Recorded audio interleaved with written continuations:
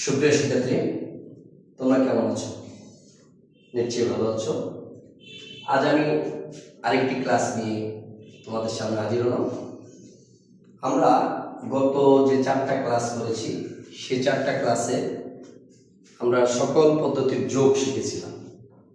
এখন আমরা আজকে থেকে বিয়োগ শিখব, অর্থাৎ সকল পদ্ধতির বিয়োগ কিভাবে করে। তো আমরা বোর্ডে লক্ষ্য করি, আমি সময় সংযোগ করার জন্য দেখো আমরা বাইনারি বিয়োগ শিখব আজকে। বাইনারি বিয়োগে আমি 2টো অঙ্ক বোর্ডে লিখে রেখেছি। এখন আমরা এই বিয়োগটা সমাধান করব। দেখো তাহলে বিয়োগের ক্ষেত্রে তোমাদের যেটা মনে রাখতে হবে সেটা হলো, মনে রাখবে বিয়োগের ক্ষেত্রে যদি উপরের সংখ্যা ছোট হয়, উপরের যে অঙ্কটা আছে সেই অঙ্কটা যদি ছোট হয়, তাহলে বাইনারি বেজ আছে কত? 2। তাহলে আমাদের ওই উপরের সংখ্যাটাকে বড় করার জন্য এই বেজটা যোগ করতে হবে।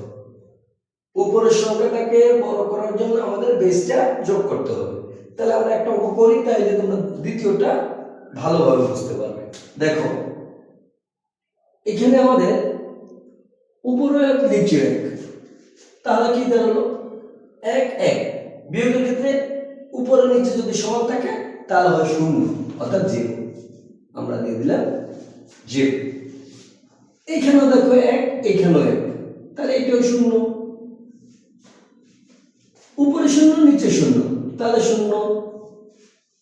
উপরে 1 নিচে 0, তার মানে উপরের সংখ্যা বড়।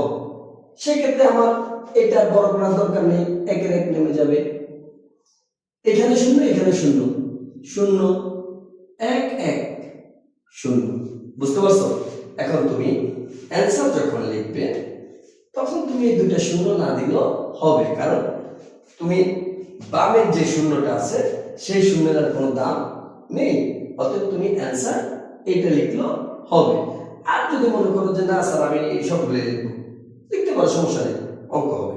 বুঝতে পারছো তো? আচ্ছা, আমরা যাই দ্বিতীয়টা।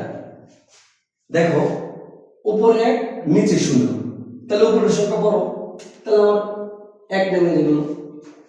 কিন্তু এইবার দেখো উপরে আছে 0, নিচে আছে 1, তাহলে আমার এই 0 থেকে তো 1 বিয়োগ করা যাবে না। তাহলে আমাকে কি করতে হবে? আমাকে করতে হবে উপরের 0টাকে 1 এর থেকে বড় করতে হবে। তাই উপরের 0টাকে যদি আমি 1 এর থেকে বড় করতে হয়, তাহলে বাইনারি বেজ আছে কত?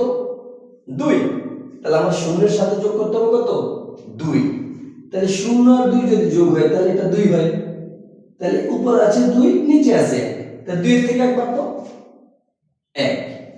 হাতে আছে কত? 1। এখন বলতে পারো যে স্যার হাতে 1 কেন রইল? হাতে 1 থাকবে তুমি যখনই উপরের সংখ্যাটা বড় করতে যাবা এবং সেখানে বেস যোগ করবা, যতবার বেস যোগ করবা ততবার হাতে 1 থাকবে। তাহলে তুমি এই 0টাকে বড় করার জন্য একবার 2 যোগ করছো, তাহলে হাতে কত থাকবে? 1 থাকবে। সেই একটা এই 0-এর সাথে যোগ করো, তাহলে 0 আর 1 যোগ করলে কত? 1। তাহলে আমার নিচেও 1, উপরেও 1, তাহলে এটা 1 1 মিলে গেলে এখানে হবে 0।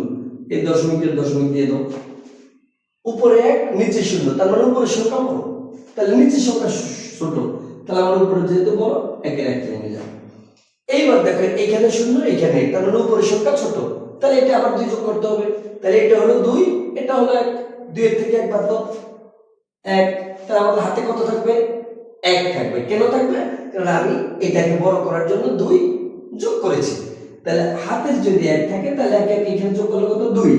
তাহলে নিচে আছে 2, উপরে কি 2 আছে? উপরে কিন্তু 0 আছে। তাহলে আমরা 0টাকে কি করতে হবে? বড় করতে হবে। বড় করতে হলে আমাদের যোগ করতে হবে কত? বেস। আর বাইনারি বেস কত? 2। তাহলে এটাও 2, এইটাও 2, তাহলে 2 দিয়ে মিলে গেল 0। যেহেতু এখানে বড় করছে তাইলে হাতে আছে আবার 1, তাহলে 1 থাকলে 0 আর 1 যোগ করো, হবে এটা 1, উপরও 1, তাহলে 1 1 মিলে গেল 0।